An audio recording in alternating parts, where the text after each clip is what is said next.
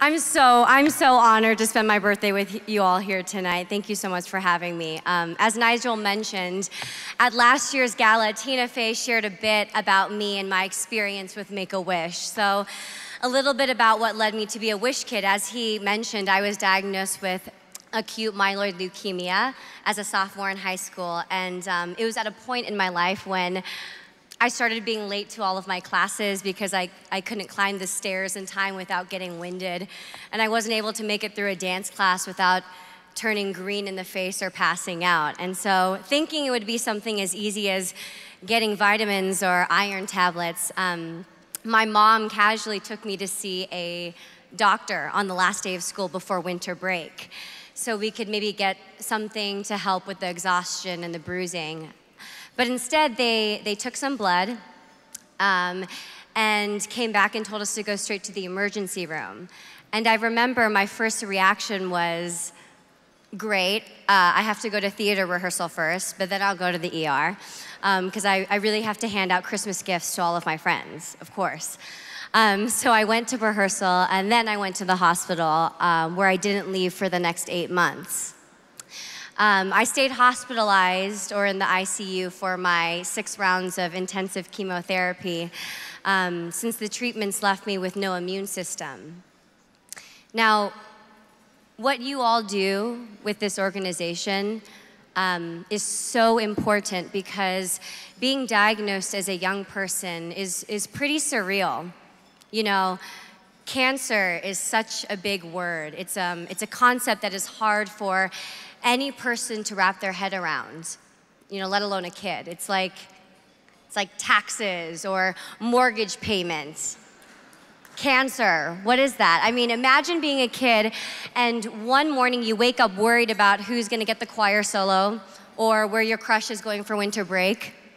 And then all of a sudden you have cancer. It is so crazy, guys, but it happens, and bam, that's your world. So it was a lot of time alone, being bald and medicated, and that's how I spent most of my sophomore year of high school, in a hospital room with my nurses and my mom and my grandma, who were my caretakers while my dad was with my sister at home. So our family didn't get to spend time together in a room for a very, very long period of time, which is why my wish was to go to New York City altogether. I was 17 at that point and had never been here in New York and never had seen a Broadway show, but I really felt in my heart that it was something I wanted to maybe pursue.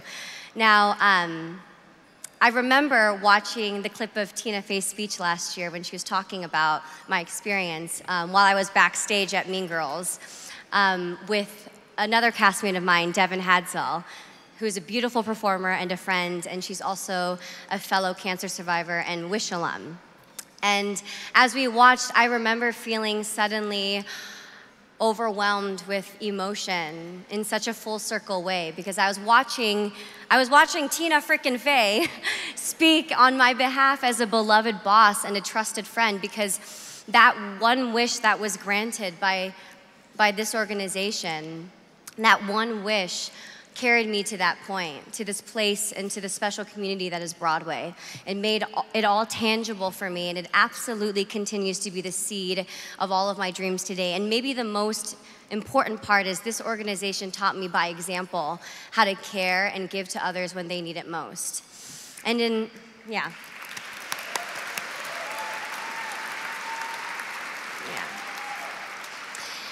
You know, and being here this year, I realized that the real wish that you all grant for kids is the gift of time. It's the gift of time, so let me expound on that. A few months after Tina's speech last year, 9-year-old Palmer came into our lives. She is what I like to call a survivor soul sister. We both beat leukemia, and her wish after she went into remission was to watch and also be in a Broadway show. Smart girl, I should have thought of that. Could have, you know, really skipped out on paying for a Bachelor of Fine Arts degree if I had just done that. Anyways, so in January, Palmer came to rehearse with us and made her Broadway debut in her favorite show, which was Mean Girls. And what I didn't know 10 years ago was that my wish was actually for that present moment, which was to have worked and been able to live so fully that my daily work life somehow became a part of Palmer's extraordinary.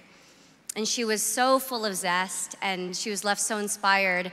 She said she really wanted to help someone else with their wish one day. And she found camaraderie and ownership in her own wish experience.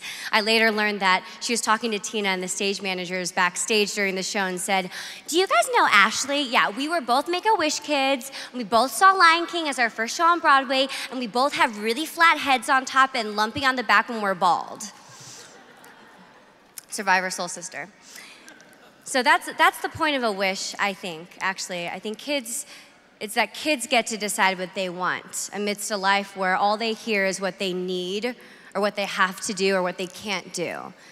And they get to make a wish without the rules of doctors' protocols or needles or loneliness. You know, there was a time around, I think it was my 6th month of hospitalization, inpatient hospitalization, when all I wanted more than anything in the world was to eat a grape, because I wasn't allowed to eat any fruit that didn't have a peel because it wasn't safe for my immune system. A grape. And I'm really glad I didn't use my wish on getting to eat a grape.